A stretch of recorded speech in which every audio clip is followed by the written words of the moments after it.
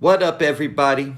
Tommy's back and has already caught two bodies in the first episode of season 2, tipping the bottle back, hallucinating, offering his mom some coke, and stirring up trouble. Tommy's done being on his best behavior and going back to his old ways in season 2.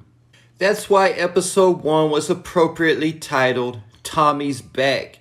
Because in season 1, we got some new off-brand version of Tommy trying to be more calculated. And like Paulie said, he showed restraint. But Liliana's death got Tommy going back to his old, unpredictable ways. Concerning the Force theme song, I think I speak for the majority when I say Jeremiah killed his part. Then 50's part comes on, and he reminds us all why we're thankful that he became a businessman. For season 3, they just need to go ahead and let Dirk do the verse. But today, I'm breaking down Tommy and Diamond's messy partnership and the fact that their partnership is not built to last. Starting off with the fact that Diamond loaned Tommy money to buy JP the new bar, but Tommy didn't tell Diamond what he was even using the money for. After the meeting with Miguel, Tommy asked Diamond what they talked about. Diamond told him some of what they talked about and said, "But I didn't tell him that you borrowed a whole bunch of money from me and didn't tell me what it was for." We learned what it was for earlier in the episode when Tommy told JP that he borrowed money to buy the bar. So JP's debt is now wiped out. But one thing to be on the lookout for is the fact that the bar he was running in season 1 belonged to his dad Herman, who we didn't see in episode 1. But that's just a small thing. The main thing is the fact that Tommy has basically gone rogue and turned back to his old ways, which is more entertainment for us. But for Diamond having to be partners with Tommy, it's not such a good thing. Tommy is doing whatever he feels like doing and not taking into consideration Diamond's opinion. He was planning on taking out Walter Flynn when he pulled up to Claudia's apartment after Diamond told him not to make a move. Diamond also told Tommy that Maria was off limits, but Tommy kept pursuing her, and we already know from the season 2 trailer that they will end up hooking up sooner or later. Maria currently has a boyfriend at her job. Could this be someone Miguel knows who's reporting back to Miguel? Or is she hiding this relationship from her brother Miguel? Sticking with Miguel, Tommy told Diamond that if they are going to be partners, then he needs to meet the Connect. Then Diamond did something that could have got him killed, and that was bringing Tommy into Miguel's spot without even telling him first. I was surprised that they didn't shake Tommy down for a wire or anything like that, but they did send him off to another room and didn't talk any business in front of him. If I was Miguel, I would have been very suspicious and assumed that Tommy was a rat, especially the way he was so forward, walking into the meeting, telling Miguel they needed double the product. But Miguel did tell Diamond that if he can't keep Tommy in line and the beef between CBI calm, then it might just cost Diamond his life. Getting me to the question, will Miguel ask Diamond to kill Tommy? There's the season 2 promo where Miguel's telling somebody that Tommy Egan is too dangerous to keep alive. I believe there's a good chance that he's telling this to Diamond right before he asks Diamond to kill Tommy. Miguel might not give him no other choice, where it comes down to Diamond or Tommy.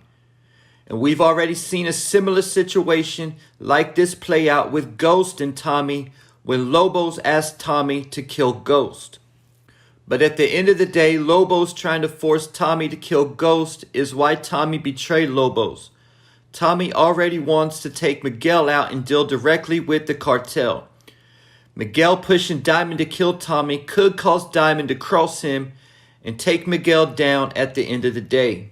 But getting me back to the problems that Tommy is causing for Diamond. Killing Chewie could possibly start a war between the two crews, and could also put Diamond's crew on notice. Like, this is how it's gonna be? Is this guy gonna kill us too? But more importantly, a war between the two sides could cause Diamond's problems with Miguel, because he told Miguel that he would keep Tommy from popping off. At some point, Diamond is also going to feel disrespected by Tommy, like Tommy is trying to take over. We have already seen Vic and Claudia's partnership fell after just one episode because Claudia is acting the same way Tommy is, but Diamond has a lot more cooler head than Vic. Either though, Tommy can't expect to keep taking Diamond's kindness for weakness.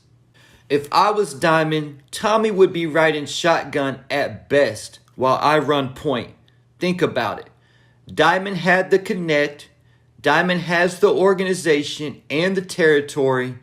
What exactly is Tommy bringing to the table to make him a 50-50 partner? Like Lil Wayne said, you ain't even sitting at the table if you ain't bringing nothing to it. In my personal opinion, looking at things objectively and not from the standpoint that Tommy is the star of the show, Tommy is using Diamond and has been since season 1. This is one of the things that Jenard had such a problem with because he saw that Tommy was using them. And this is one of the reasons why Jenard is my favorite character on the show. Getting me to Diamond's parole officer. Diamond's original parole officer got fired for being on the CBI payroll. This got me asking the question, did Jenard report this? I find it ironic that the parole officer got fired right after CBI split up. But I expect this parole officer to be a major problem for Diamond. He told him that he will be getting random drug tests, home visits, he'll have to show proof of employment, and one more thing, no association with any known felons. He told Diamond if he violated any of these terms, he will have no choice but to send him back to prison. I'm wondering how long Diamond will have to serve on parole. I had to do 3 years when I got out of prison. My PO straight up told me that I didn't go to prison for long enough and that his goal was to put me back in prison. I'm somewhat thankful to the man though, because this man breathing down my neck is a good part of why I never got back into the game.